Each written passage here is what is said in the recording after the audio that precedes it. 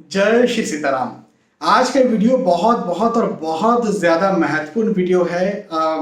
ये वीडियो हर भारतीय ने पूरा देखना ही चाहिए।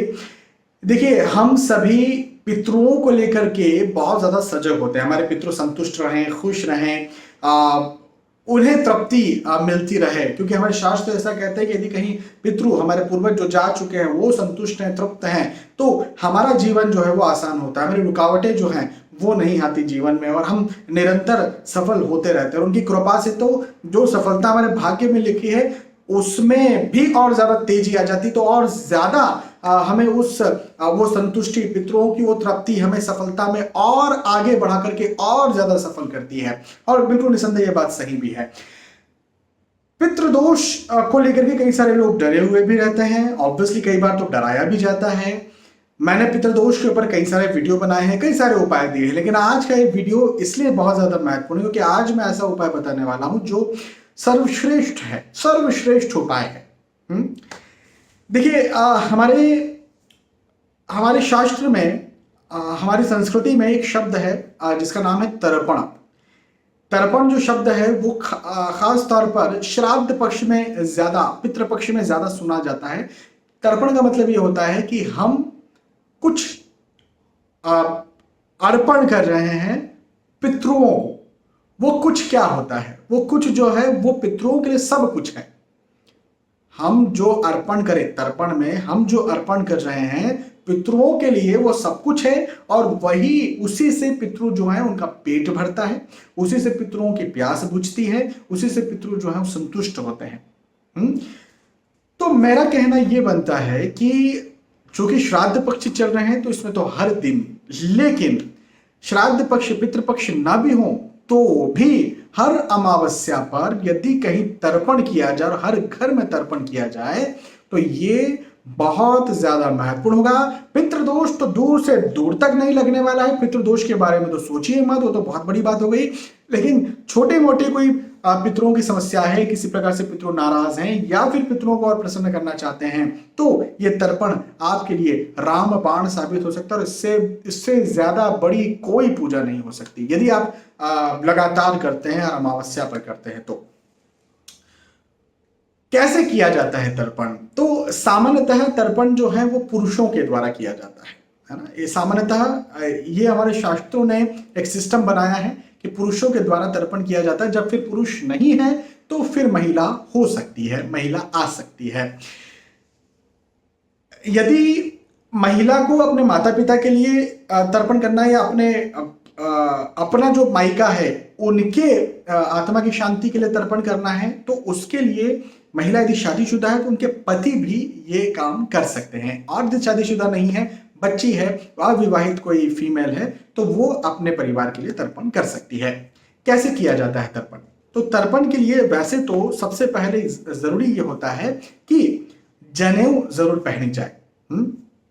जनेऊ पहनना बहुत ज्यादा जरूरी होता है। तो अब जनेऊ, ब्राह्मण है, क्षत्रिय है, तो शायद आप जानते होंगे, और दूसरी कास्ट से तो थोड़ा जनेऊ के बारे में आपको पता लगाना चाहिए, या पहली बार कम से कम आप किसी पंडित जी को अपने घर में बुला लीजिए, उनसे तर्पण करा लीजिए, तो आपको सारी विधि पता चल जाएगी। और उसके बाद में फिर आप अकेले भी हर अमावस्या तर्पण कर सकते हैं। मैं आपको एक सामान्य विधि बता रहा हूं कि किस वक्त और कैसे तर्पण किया जाता है। तो तर्पण करने के लिए अमावस्या का दिन का समय हो। दिन का कौन सा समय हो? तो दिन का 12 बजे का समय है ना। 11:30 बजे, 12 बजे, 12:30 बजे दिन का ये जो वक्त है ये सर्वोच्च, सर्वश्रेष्ठ वक्त है तर्पण के लिए। इस दिन घर में पकवान, और नहीं पकवान तो कम से कम रोटी, सब्जी, दाल, चावल, खीर या पूरी भी हो सकती है रोटी की जगह, ये बनाना ही चाहिए। और ये पितरों के नाम से एक थाली भोग लगाना ही चाहिए। कौवे के नाम से भोग लगाना चाहिए, गाय के नाम से भोग लगाना चाहिए, कुत्ते के नाम से भी भोग लगाना चाहिए। और विशेष अतिथि को यदि किसी को आप बुला लेते हैं और किसी को आमंत्रित करके आप भोजन करा देते हैं, वो ब्रह्म भोज, ब्राह्मण भोज भी कहा जाता है, या कोई जरूरतमंद को किसी को आप खिला देते हैं, कोई भूखा है किसी को आप खिला देते हैं, तो ये भी बहुत ज्यादा अच्छा होता है, अच्छा माना जाता है। तो ये तो इस दिन करना ही है। इससे भी आत्मा तृप्त होती है, इससे भी पितृ जो है वो तृप्त होते हैं। लेकिन अब मुख्य विधि ये होती है कि आपने बैठ जाना है। आपने जमीन पर आसन बिछा करके आलती पालती मार करके बैठ जाना है। जो आपके जो पूर्वज हैं, यदि उनका फोटो आपके घर में है तो उनके फोटो को सामने बिल्कुल माला पहना करके उन्हें आपने रख देना है ना। फोटो को रख दीजिए, माला पहना करके रख दीजिए, 1 फोटो 2 फोटो 3 फोटो जितने भी हैं। और अब आपने क्या करना है कि एक तांबे का बड़ा पात्र आप ले लीजिए, बड़ा सा पात्र ले लीजिए जिसमें आप हाथ डाल सकें और हाथ में पानी डाल करके फिर पानी निकाल सके। अपनी सुविधा अनुसार बड़ा पात्र ले लीजिए, तांबे का पात्र हो तो ज्यादा बेहतर है। उस तांबे के पात्र को जल से पूरा भर लेना है। अब अपनी सुविधा अनुसार उसमें जल लीजिए, जिससे जल बाहर, आप हाथ डालते तो बाहर भी ना गिरे और आप हाथ डाल करके उसमें से जल निकाल भी पाए, चुल्लू में जल निकाल भी पाए। तो अब अपनी सुविधा अनुसार वहां पर देखना है। जल, पूरा शुद्ध जल भर देना है उस पात्र में, है सामने बैठ करके पितरों के फोटो के सामने। अच्छा, ये दक्षिण दिशा की तरफ मुंह करके बैठिएगा। आप जब बैठ रहे हैं तो आपका मुंह दक्षिण दिशा की तरफ हो, इस बात का जरूर आप ध्यान रखिएगा। और उसके बाद में जो है जल डाल दिया, जल में फिर गाय का कच्चा दूध जो है वो डालना है। ये दूध डाल दिया, दूधिया जल हो गया। अब इसमें काले तिल जो होते हैं थोड़े से काले तिल भी डालना है और थोड़ी सी ही, उतनी ही जौ भी डालना है और इसे जो है थोड़ा सा मिला लेना है। अब इसके बाद में शुरू होता है हमारा तर्पण। तो आप दिया लगा लीजिए, गाय के घी का दिया जो है वो अपने पितरों के सामने, फोटो के सामने लगा लीजिए। फोटो नहीं है तो ऐसे ही लगा लीजिए उनका ध्यान करते हुए, और जिनके भी नाम से करना है तर्पण, फोटो हो या ना हो आप सबके नाम से तर्पण कर सकते हैं, ठीक है।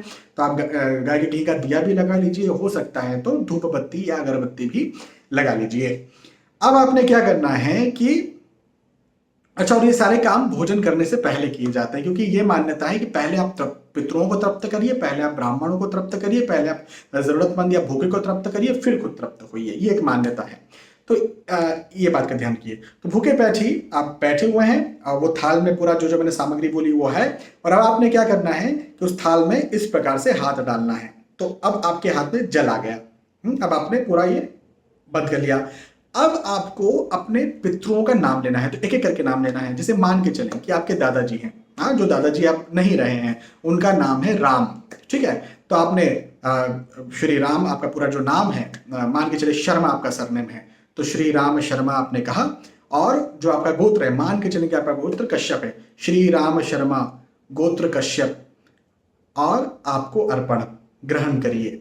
वैसे तो मंत्र और होते हैं, लेकिन चूंकि आप कर्मकांडी नहीं हैं तो आप जो है इस प्रकार से ही कह सकते हैं। आपने जल लिया जो पूरे जौ के साथ और पूरा वो जो सामग्री मिला हुआ, और आपने जो है अर्पण किया। तो अर्पण कैसे करना है? अर्पण करने के लिए आपको ऐसा ध्यान रखना है कि ये जो अंगूठे का ये जो भाग है, यहां से जल गिरे, तो ऐसे करके गिराना है, ठीक है।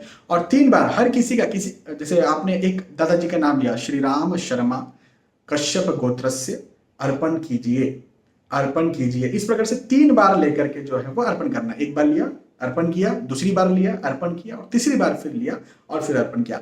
ऐसे ही जो है आप सारे जो भी आपके पितृ हैं उनका नाम लीजिए, गोत्र लीजिए, और उसके बाद में उन्हें आप अर्पण कीजिए। और 3 बार एक का नाम लेकर के 3 बार ऐसे इस प्रकार से अर्पण आपको करना है। और सबका आप कर सकते हैं, ऐसे नहीं कि सिर्फ दादा या पिता का ही किया जा सकता है। आपके परदादा का कीजिए, उनके पिताजी का कीजिए, आपके नाना जी का कीजिए, अनफॉर्चुनेटली मामा जी के साथ कुछ हो गया है, कोई और भी माता पिता के साथ कुछ हो गया है, भाई बहनों के साथ अनफॉर्चुनेटली कुछ हो गया है, भांजे भांजियों के साथ कुछ हो गया है, बच्चों के साथ कुछ हो गया है, किसी के भी नाम से जो है वो तर्पण आप कर सकते हैं। आपके मित्र के साथ कुछ, हमारा शास्त्र, हमारा धर्म, सनातन संस्कृति इतनी महान है कि हमारे जो रिश्तेदार हैं, माता पिता भाई बहन, ये तो सब ठीक है, लेकिन जो मित्र भी है उसे भी आप तर्पण दे सकते हैं, उसका नाम लेकर के, उसका गोत्र लेकर। गोत्र लेना ज्यादा जरूरी हमारे शास्त्रों में हो जाता है, लेकिन यदि गोत्र नहीं भी है तो भी आप उनका नाम ले सकते हैं। प्रभु सब जानते हैं और उन्हें आप उनका नाम लेकर के कह सकते हैं ग्रहण करिए, क्योंकि आप उन्हें ये दे रहे हैं। और ये जो आप दे रहे हैं ना, ये उनका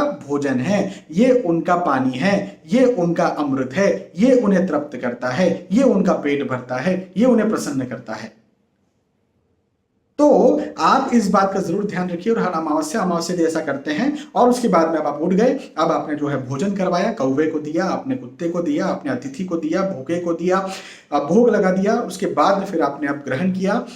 ये पूरी जो विधि हुई, ये विधि आपके लिए बहुत ज्यादा महत्वपूर्ण होगी। वैसे तो श्राद्ध पक्ष की और भी ज्यादा विधि होती है। श्राद्ध में फिर धूप भी दिलवाई जाती है, गाय के कंडे पर जो है, गाय के उपले पर जो है वो अग्नि प्रकट की जाती है। तो ऐसी बहुत सारी विधियां होती है, लेकिन वो कर्मकांडी ब्राह्मण को बुलाना आपको पड़ेगा और फिर होगा। तो हर अमावस्या यदि आप कर्मकांडी ब्राह्मण को नहीं बुला सकते तो आप खुद भी अकेले भी ये हर अमावस्या को उपाय करते हैं, तो मैं आपको इस बात की गारंटी दे सकता हूं कि पितृदोष कहीं दूर दूर तक है वो भी खत्म हो जाएगा, और आपके पितृ भी जो है प्रसन्न ना हो तो मुझे आप बताइएगा, कमेंट करके बताइएगा। अच्छा, प्रसन्न हो कैसे पता चलेगा? आपके कामकाज जो है वो आसान होने लग जाएंगे, आपको जीवन में प्रसन्नता मिलने लग जाएगी, आपकी चीजें जो है वो सुचारू रूप से चलने लग जाएगी। आपको लगेगा कोई पुश करने अब लग गया है, जो काम रुके हुए थे वो काम जो है वो चलना शुरू हो गए हैं, ऐसा आपको लगेगा और दिखेगा।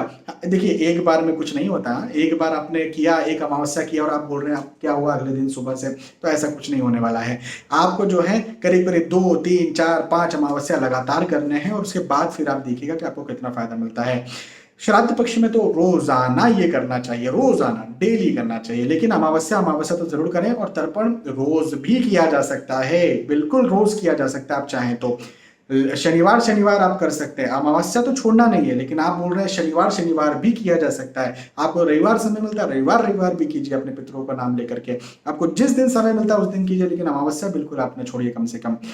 ये आपके पितृदोष को भी खत्म करेगा, ये आपको जो है बहुत ज्यादा जीवन में सफलता भी देगा। और करके तो देखिए कितना, क्या पैसा लग रहा है, क्या लग रहा है, क्या प्रॉब्लम हो रही है, कितना ज्यादा समय लग रहा है ना? बिल्कुल आप ये करके देखिए, और आपको ना फायदा मिले तो आप मुझे बताइएगा। मैं इस बात के लिए तो श्योरिटी आपको दे सकता हूँ कि जरूर से आपको फायदा मिलेगा। बहुत बहुत धन्यवाद। यदि कहीं आपको कुछ बातें समझ में नहीं आई हैं तो आप कमेंट करके मुझे बता सकते हैं, उस बात पर अलग से मैं वीडियो बना करके और समझाने का प्रयास करूंगा। बहुत बहुत धन्यवाद। फिर मिलते हैं आने वाले वीडियोज और एपिसोड्स में, तब तक के लिए आज के इस वीडियो में आपसे विदा चाहता हूँ। जय श्री सीताराम।